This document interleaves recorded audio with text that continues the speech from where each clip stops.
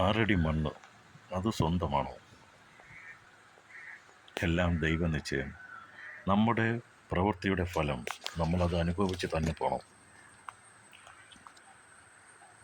അച്ഛനും അമ്മയും പറഞ്ഞ് പറ്റിച്ച് ചതിയിലൂടെ സഹോദരങ്ങളെയും ചതിച്ച് അങ്ങനെ സ്വന്തമാക്കുന്ന വസ്തുവകകൾ ഒരിക്കലും അത് നിലനിൽക്കില്ല. താൽക്കാലികമായിട്ട് നമുക്കത് ഉണ്ടാകും.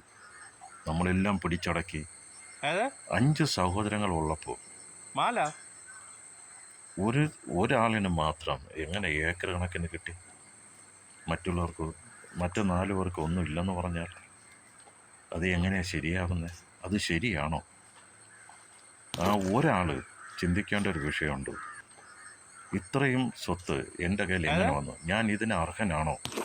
എൻ്റെ മറ്റ് സഹോദരങ്ങളെ ഞാൻ ചതിച്ചല്ലേ ഇത് നേടിയത്? അപ്പനും അമ്മയെയും കള്ളം പറഞ്ഞ് ചതിയിലൂടെ കൂടെ നിർത്തിയിട്ട്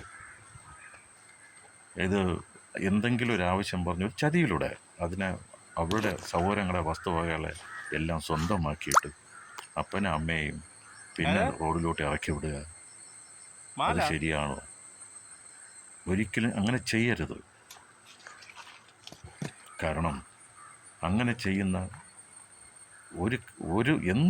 നിങ്ങളിങ്ങനെ ചതിയിലൂടെ എന്ത് നേടിയാലും അത് നിലനിൽക്കില്ല. കേട്ടിട്ടില്ലേ, വന്ന വെള്ളം നിന്ന വെള്ളത്തെ കൂടെ കൊണ്ടുപോയിന്ന്. ഇങ്ങനെ നിങ്ങൾ സമ്പാദിച്ചാൽ നിങ്ങളുടെ കയ്യിലിരിക്കുന്ന സമ്പാദ്യം കൂടി നഷ്ടപ്പെടും. അതുകൂടെ പോവും, നിങ്ങൾ പോലും അറിയില്ല. ബൈബിൾ പറഞ്ഞിട്ടുണ്ട്, 3 തലമുറ ദൈവം നിന്നെ പകരം ചോദിക്കുന്നു. സഹോദരങ്ങളെ ചതിച്ച് അവർക്ക് അർഹമായി അവർക്ക് കൊടുക്കണം. മുഖം വീർപ്പിച്ച് അവരുടെ അടുത്തൊരു വാക്കുപോലും പറയാൻ പാടില്ല. നേരം അസ്തമിക്കും മുൻപ് അവരോട് പോയി മാപ്പ് ചോദിക്കണം. നിൻ്റെ ഒരു വാക്കുണ്ടെങ്കിൽ നീ അവരെ പറഞ്ഞിട്ടുണ്ടെങ്കിൽ അപ്പോൾ അവരെ വസ്തുവകകൾ നീ തട്ടിയെടുത്ത ദൈവം പൊറുക്കും. എല്ലാം നേടി എല്ലാം സ്വരൂപിച്ച് വെച്ചിട്ട് നീ ചിന്തിക്കും, ആഹാ ഞാൻ എല്ലാം നേടി, ഇനി എനിക്കൊന്നുമില്ല. നിന്നെ അടക്കം ചെയ്ത ആ 6 അടി മണ്ണ് പോലും നിനക്ക് സ്വന്തമാവില്ല. നിൻ്റെ മക്കളോ കൊച്ചുമക്കളോ അവിടെ നശിപ്പിച്ച് കളയും. നമ്മൾ എത്രയോ കണ്ടിരിക്കുന്നു. ഇങ്ങനെ എല്ലാം വെട്ടിപ്പിടിച്ച് വെച്ചിട്ട് അവസാനം മരിച്ച് അവരടക്കം ചെയ്യുന്ന ആ കല്ലറ പോലും ആ സ്ഥലത്തുണ്ടാവില്ല. ഇങ്ങനൊരു വ്യക്തി ജീവിച്ചിരിപ്പുണ്ടെന്ന് പോലും അറിയില്ല.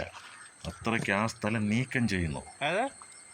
പിന്നെ അവർ കൊച്ചുമക്കളോ മക്കളോ ആ സ്ഥലം അവർ ഒന്ന് നിരപ്പാക്കി കെട്ടിടം വയ്ക്കാനോ അല്ലെങ്കിൽ എന്തെങ്കിലും ഒരു ബിസിനസ് ആവശ്യത്തിനോ എന്തെങ്കിലും പറഞ്ഞവർ അവിടെ നിരപ്പാക്കിയിട്ട് ആ കല്ലറ ഒഴിവാക്കുകയാണ്. അതിന് വല്ല ഹൈവേയിലെങ്ങാനും കൊണ്ടുവയ്ക്കും. പിന്നെ അതുകൊണ്ട് നമുക്കുള്ളത് മാത്രം നമ്മൾ നേടുക. മറ്റുള്ളവരെ ചതിച്ചോ പറ്റിച്ചോ സ്വന്തമാക്കരുത്. അത് നിലനിൽക്കില്ല.